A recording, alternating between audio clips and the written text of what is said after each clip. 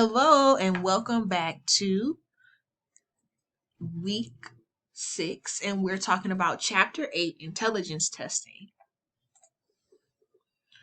There are two types of tests that are used widely today to test for intelligence.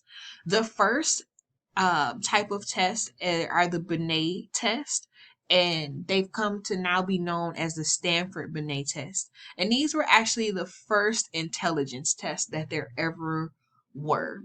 And we also have the Wechsler scales. So we're going to take a dive into the Binet test and the Wechsler scales. The first type of test that we're going to talk about are the Binet tests. And so Binet, he was a scientist and he came up with certain concepts to understand intelligence. So the first type of concept that he came up with, the first one is called the concept of mental age, or MA. And this is someone's level of mental development compared to other people. So we have this level of mental development compared to other people, and we also have something called chronological age. Based on these two concepts of the concept of mental age and your chronological age, he came up with the intelligence quotient, or IQ, your IQ score.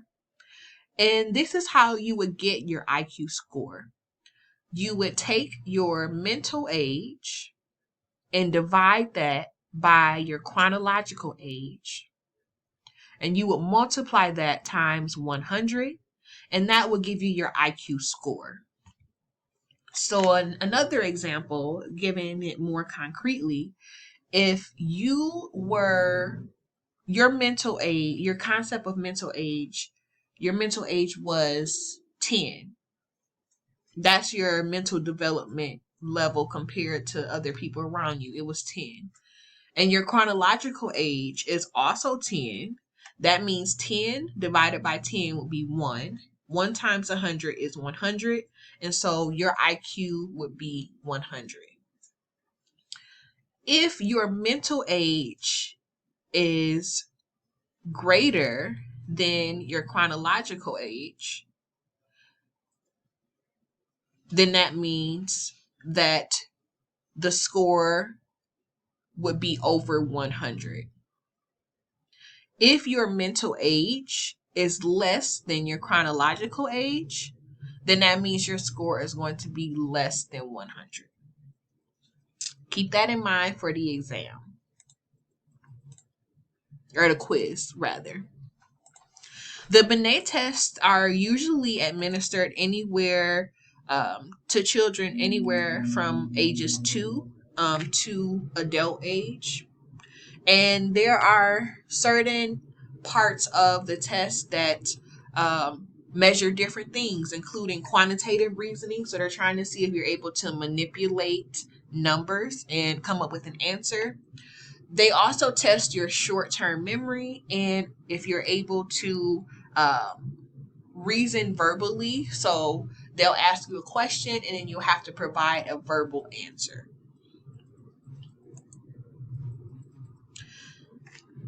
After Binet came up with these kinds of tests, Stanford actually administered the Binet test, and that's why it's now called the Stanford Binet test. They administered this exam to many people, and they found that the scores were approximately a normal distribution. And so we know that the normal distribution is a bell curve. It's symmetrical, and that is where the majority of scores fall in the middle range. And so most of the scores fall between 85 and 115. Most people's IQ scores fall between 85 and 115. We have, even though that is where the majority fall, there are some extreme cases where we talk about giftedness, where people have an IQ between 130 and 145.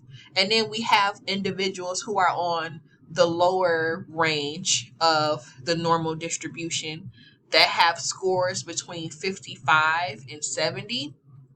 And that usually is where we talked about cognitive delay, and we'll get more into cognitive delay and giftedness later on during this lecture.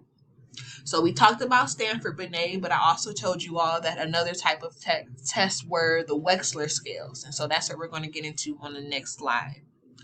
The Wechsler scales not only provide you with the IQ, but you're also able to understand composite indexes. So what that means is that you have an IQ score, but you're also able to really understand what part of the intelligence or cognition that you excel or you may need a little work. So the first index is the verbal comprehension index, and that is where you're able to comprehend verbal instructions. You also have the working memory index, and so that means that you're able to manipulate questions in your mind in order to come up with an answer. So for example, are you able to solve math problems in your head without any paper and be able to come up with the right answer? That would be an example of working memory. And lastly, the processing speed index, that test how fast you can process information. And we talk about composite scores. All of these indexes will give you composite scores, which allow you to understand if a person has certain strengths or if they have certain weaknesses. Although intelligence tests have been helpful as to understand intelligence and to understand children's giftedness, or if children need extra help if they have a lower IQ score. However, intelligence tests can be misused, and they can be used appropriately. They can also be misused. As far as intelligence tests go, intelligence tests are able to help predict school and job success. But you have to understand that there are many other factors to contribute to success in school and work.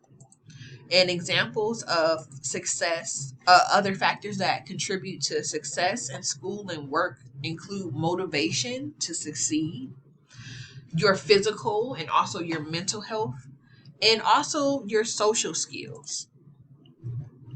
However, IQ can lead to false expectations.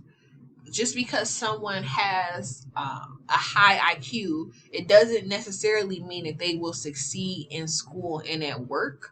If they aren't motivated to succeed, if they don't have any social skills, that can contribute to them not succeeding in school and work. So you have to really look at intelligence tests and use it as a tool in regards to other factors that contribute to other people's success. So you can't just use intelligence tests by themselves to understand people's intelligence. You have to look at the big picture.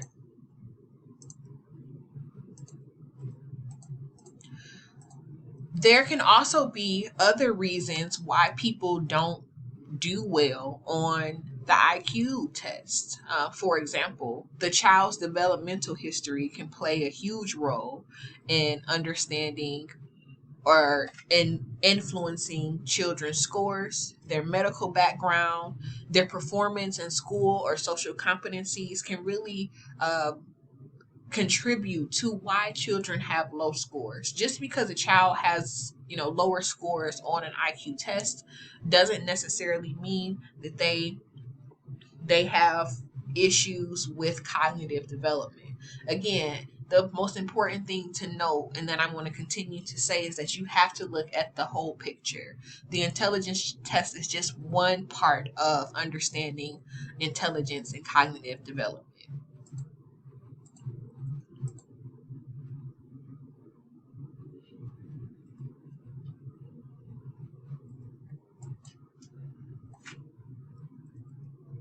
Again, teleintelligence tests, they have to be paired with other information about the individual in order to be effective. Intelligence tests cannot be effective without pairing other information with them.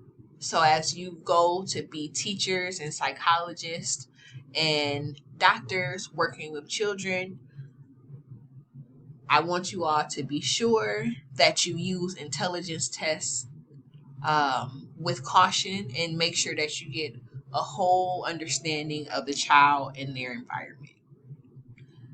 Okay, that is it for this section of the slideshow. I will see you in the next slideshow where we're going to talk about multiple intelligences. Bye.